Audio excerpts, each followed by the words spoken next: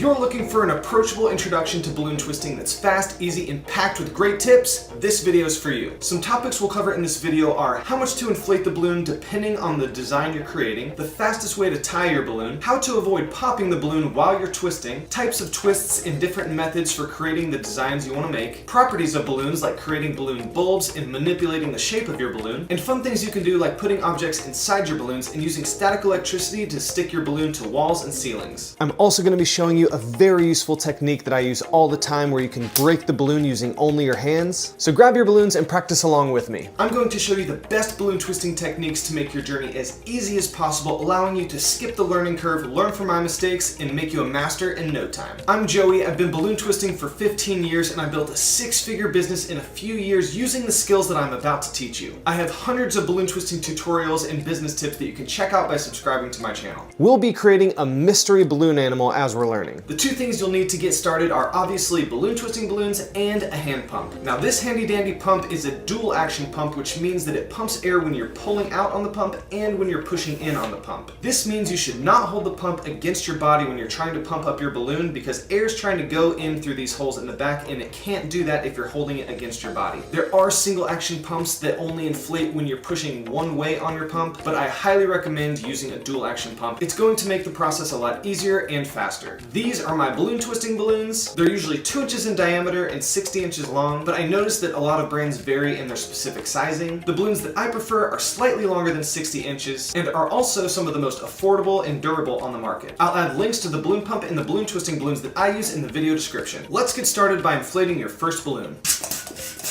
The uninflated part on the end here is what we call the tail. On this balloon, I've left about a 4-finger width tail. This is generally how I determine how much to inflate the balloon. It's not an exact science. For most of my shapes, I leave about a 4-finger width or 5-finger width tail, and I would almost always rather underinflate the balloon than overinflate it because as you'll see, we can squeeze the balloon to disperse the air farther towards the end, but once you tie off the balloon, there's no way of getting that air back out of the balloon. Almost every balloon twister that I've ever worked with has said that tying the balloon is the hardest part of balloon twisting. Myself included, I absolutely agree with that statement. So now I'm going to show you the easiest and fastest way to tie this balloon. If you only have a little bit of nozzle here at the end, not enough to loop it around your finger, an easy fix for that is to grab the balloon and squeeze off the air slightly above where you're currently holding it and then let go of your bottom hand.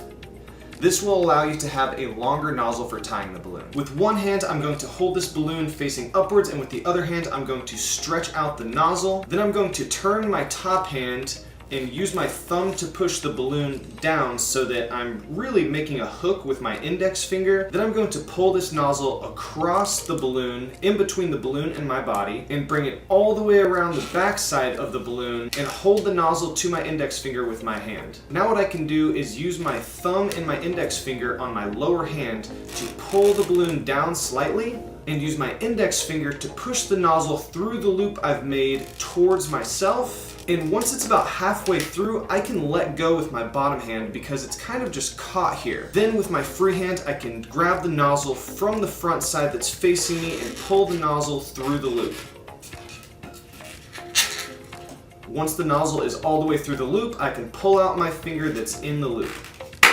And voila, you have your tied balloon. There are several ways of tying a balloon. If you have one that's easier for you, feel free to use it. This is just the method that works best for me. I also have other tutorials specifically for tying the balloon if you need a little more guidance on this. Now, really the first thing to know about balloon twisting is you always want to start on the side with the nozzle, not on the side with the tail. The reason for this is because as you're twisting, air will be pushed towards the end of the balloon. If you start here on the tail, there is no room for the air to go on that side. Another very important thing to remember is that when you are creating your shapes, you are almost always going to want to twist the back end of the balloon as opposed to the front end of the balloon, and you're always going to want to twist the balloon in the same direction. So when I make my first twist, I'm not going to use my hand that's closest to the nozzle, I'm going to use my hand that's closest to the tail.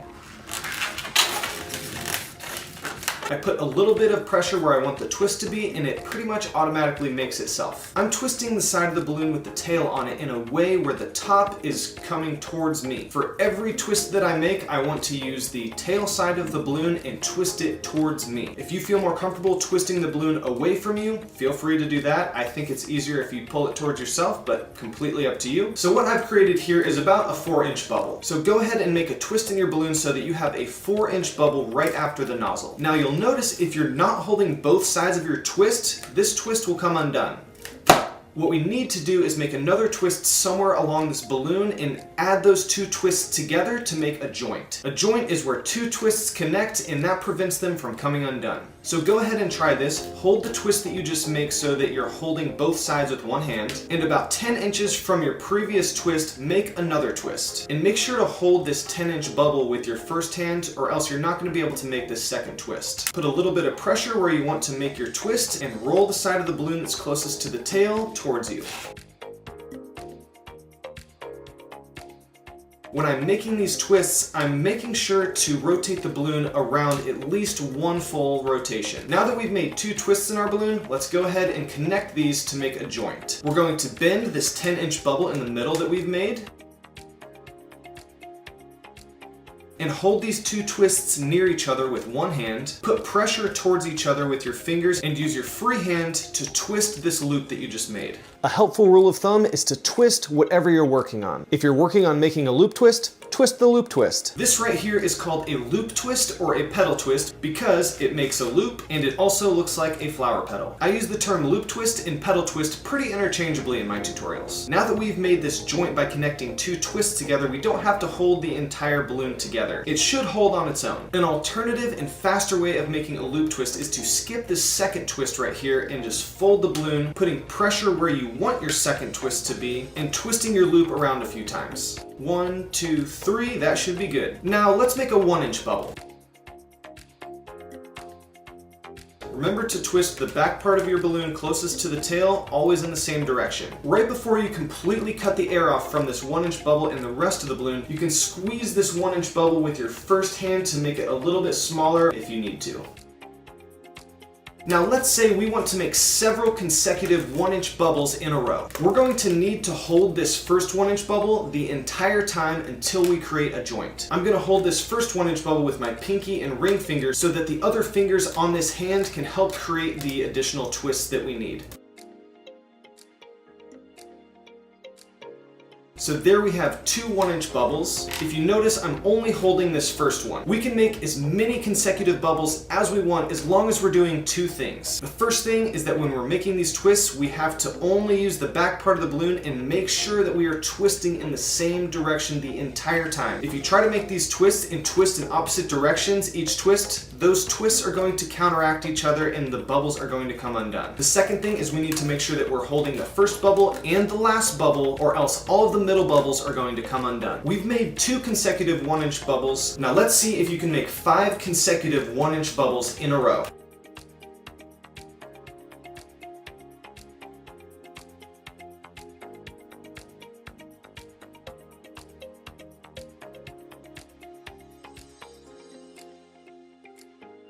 Your bubbles may not be all the same size. That would actually be pretty amazing if they were at this point. Now let's create a joint so that we don't have to keep holding both sides of our twists. Let's connect this back twist to the first twist that we made right here. So bend your middle bubbles together, hold these two twists near each other and put pressure towards each other with one hand, and with your free hand, grab these 4 middle bubbles and twist them around a few times. Nice work on creating your consecutive bubbles in your joint. The next type of twist I'm going to show you is called an ear twist or a pinch twist. Let's go about 6 inches down from our previous joint to give us a little more room. So let's make a twist right here. Remember, I'm only going to twist the back part of the balloon with the tail on it towards me. And then we're going to make another twist right after this to create a 1-inch bubble. Now that we have a 1-inch bubble, we are ready to make a pinch twist, also known as an ear twist. To do this, we're going to fold both long pieces of balloon down so that this 1-inch bubble is on top. We're going to hold it with one hand just under where we made these twists. We are going to pinch these sides with our hand that's holding it.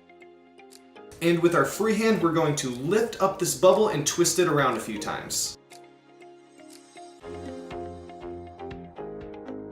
The more you can pull this 1-inch balloon away from your other parts of your balloon and get your fingers in between, the better off you're gonna be. By putting our fingers in between the two parts of the balloon, it prevents the balloon from rubbing on itself, which sometimes creates a terrible screeching sound and also makes it more likely for your balloon to pop. Once you've twisted your ear twist around a few times, you can let it go.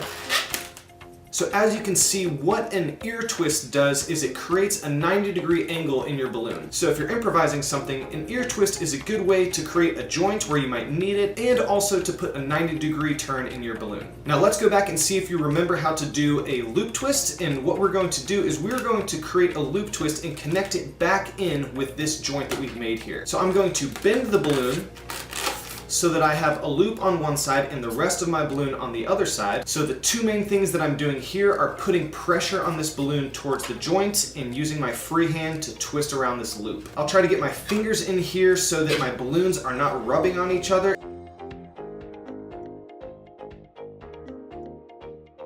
Now, once you finish this, you may not have realized, but you just completed perhaps your first balloon shape ever. Let's orient some of these features so that it's a little more recognizable.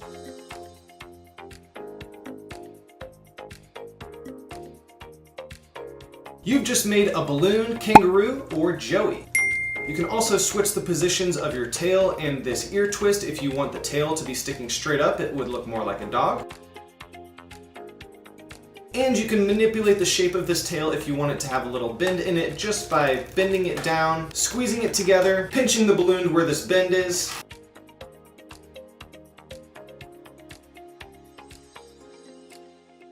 And that's how you can put a little bend in your tail. You can make this sharp bend a little bit rounder by holding both sides parallel and rubbing them up and down.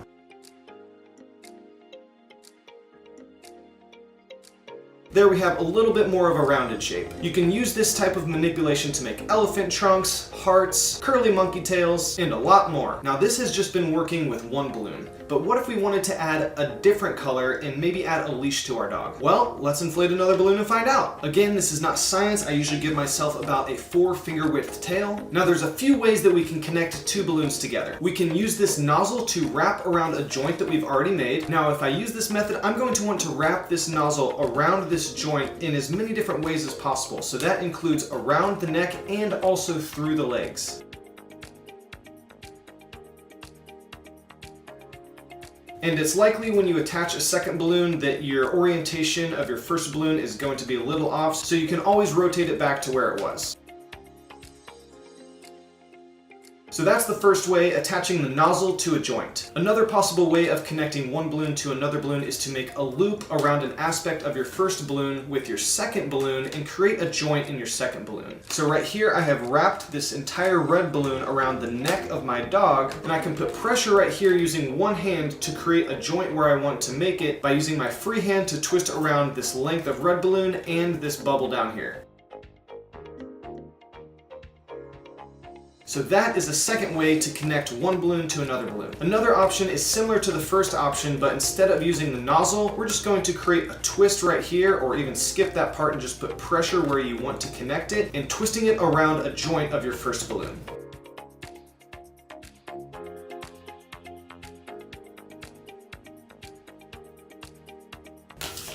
Now let's say we want to create a balloon bulb on the end of the balloon. This is when two inflated parts of your balloon are separated by a deflated part of your balloon. This is good for butterfly antennas, the tips of ray guns, and fun designs on hats. In order to create a balloon bulb, you're going to need at least 2 to 3 inches of deflated tail on your balloon. You're going to want to cut off the air from one section of the balloon to another section of the balloon by squeezing very tight. Then with your other hand, you're going to slowly work this inflated section up to the top. Once I've created this deflated section of balloon, I'm going to squeeze with my top hand to prevent air from going back down. Then I can use my other hand to continue working this inflated part to the very tip of the balloon.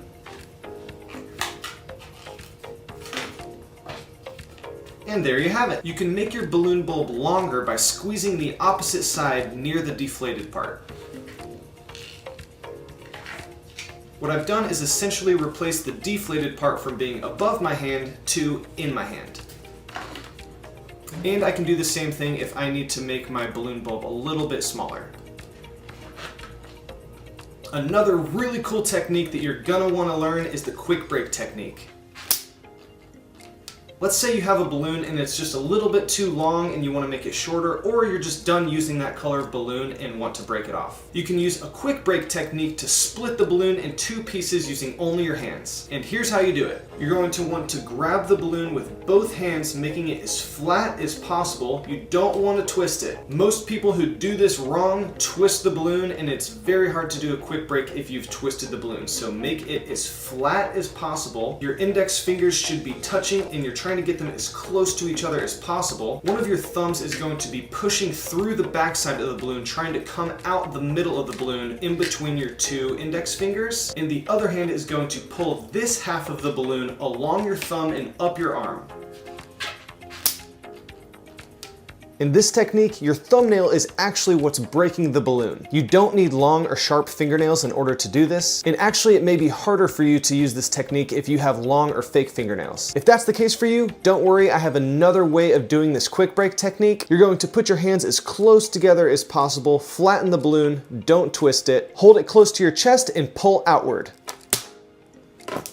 One reason I don't prefer that method is because I work in restaurants a lot and I need to make sure that my elbows are as close to myself as possible because I've elbowed a couple servers who are walking behind me before. So personally, I prefer using my thumbnail. Now you need to make sure to hang on to both of these tightly or they're going to deflate or potentially fly somewhere. I usually point the end of my scrap balloon into my apron pocket and let it go so that way it's not flying around. Then of course I need to tie this off right here if I plan on keeping this section of red balloon. So I'm going to give myself a little bit more to work with and tie it off. Sometimes I'll reuse these scraps as like a deflated dog tongue or a small amount of the same color on a different shape. And of course we have static electricity, which is just a fun property of balloons. If you rub the balloons quickly with your hand, they'll create static electricity and can stick to ceilings and walls.